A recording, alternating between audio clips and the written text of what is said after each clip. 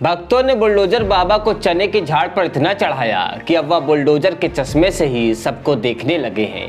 कभी JCB machine निर्माण का प्रतीक लगती थी, लेकिन अब यह विध्वंस का फरमान लगने लगी है।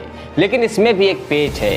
पहले तो सब ये सोचकर मजे में थे कि बुलडोजर जो है एक विशेष वर्ग के घर पर चलता है, हिंदू बैठकर तमाशे पर ताली बजाएंगे।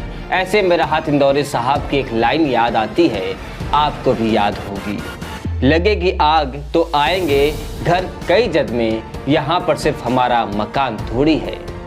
राहत इंदौरी साहब की लाइनें अब उत्तर प्रदेश की सियासत पर बिल्कुल सटीक बैठती नजर आ रही हैं। चाहे वह मुसलमान हो या फिर गरीब हिंदू हो, बाबा का बुलडोजर हर जगह कहर बरपा रहा है। कुशीनगर जिले के शंकर पटखौली गांव व महाराजगंज जिले के सोहल गांव में गरीब हिंदू दर्द से बिलबिला रहे हैं। चला ही डालो बुलडोजर, मार डालो हमें, ऐसी जिंदगी जी कर क्या करेंगे हम। जिनके घर 2 वक्त का चूल्हा मुश्किल से जलता है, उन्हें फरमान जारी किया गया कि पहले लाखों रुपए का हर्जाना चुकाओ, इसके बाद अपना घर गिराओ, नहीं तो बाबा का बुलडोजर सब रौंद डालेगा। यूपी की मजबूरी है, बुलडोजर जरूरी है। इससे शुरू हुआ सफर अब हिंदुओं को भी खून के आंसू रुला रहा है। द वायर में छपी खबर के अनुसार कुशीनगर और महाराजगंज जिले के 2 गांव में कई पीढ़ियों से रह रहे 4 दर्जन लोगों को अपने घर पर बुलडोजर चलाए जाने की दहशत है। कुशीनगर जिले के तमकुही राज तहसील के शंकर पटखौली गांव के 2 दर्जन से अधिक लोगों को 2 माह पहले तहसीलदार की ओर से नोटिस मिला तो उनके पैरों तले जमीन खिसक गई। इसमें साफ साफ लिखा था, अपने ग्राम सभा की जमीन पर कब्जा करने के कारण ये जुर्माना भरें और जगह खाली करके चले जाएं। यह नोटिस मिलते ही लोगों को समझ में ही नहीं आया कि बाप दादा के समय से रह रहे ये लोग कैसे अवैध कब्जेदार हो गए। तहसील से लेकर स्थानीय विधायक और गोरखपुर मुख्यमंत्री कैंप कार्यालय तक दौड़ने में गरीब लोगों की चप्पलें टूट गईं, लेकिन राहत नहीं मिली। इनमें से अधिकतर लोग मनरेगा जॉब कार्ड धारक हैं, यानी मजदूरी करते हैं। सारे के सारे हिंदू हैं। याद कीजिए, इन्हें साफ लफ्जों में कहा गया कि जुर्माना देंगे तब भी घर टूटेगा और नहीं देंगे तब भी घर टूटेगा। बच्ची देवी को 1,28,000 रुपए का नोटिस मिला है बाबू। बच्ची देवी ने जिंदगी में इतनी बड़ी रकम कमाना बचाना देखना तो दूर, इसके बारे में कल्पना तक नहीं की होगी। सब्जी बेचकर गुजर बसर करने वाली बच्ची देवी का परिवार जब आशा और उम्मीद के साथ विधायक सुरेंद्र सिंह कुशवाहा के पास पहुंचा तो उन्होंने भी साफ कह दिया कि घर तो टूटेगा ही। लक्ष्मी पर सरकार के लोगों ने इतना दबाव बनाया, 5 जुलाई को उन्होंने अपने हाथों से अपनी ही झोपड़ी को उजाड़ फेंका। लेकिन जुर्माने की रकम कहां से भरेंगे? गारा माटी का काम करने वाली इनके पति को डॉक्टर ने तुरंत चश्मा बदलवाने को कहा है, लेकिन पैसा नहीं है फ्रेम खरीदने तक का। ऐसे में वो जुर्माने की रकम कहां से लाएंगे, कहां से भरेंगे? राजमती को 32,000 रुपए का जुर्माने का नोटिस मिला है। तहसील से आए लोगों ने उन्हें धमकाते हुए कहा, आपका मकान ग्राम सभा की जमीन पर है, जितने दिन नहीं हैं उतने दिन का जुर्माना भरना होगा। इस पर राजमती ने पूछा कि मनरेगा में काम करने वाला आदमी इतना पैसा कहां से लाएगा? सुशीला देवी पूछती हैं कि क्या हम लोग अवैध रूप से बसे हैं तो सरकार ने अवैध जमीन पर शौचालय और मकान कैसे दे दिए?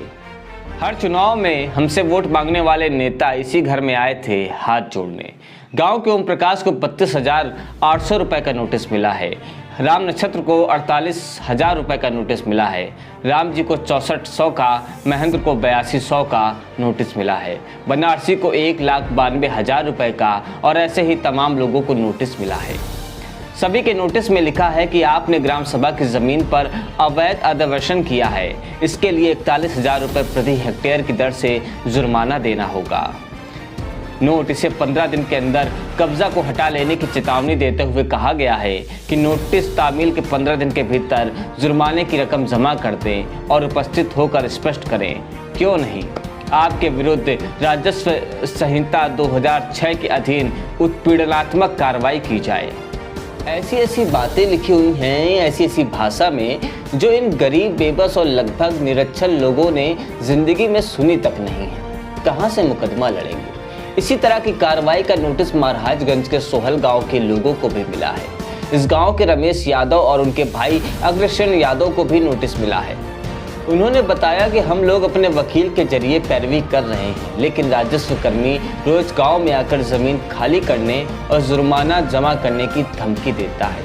ये लोग कहते हैं कि प्रशासन को चाहिए अपना रिकॉर्ड ठीक करे, गलती हुई है, उल्टे वे वहां पुश्तों से रह रहे लोगों को उजाड़ने पर आमादा हैं।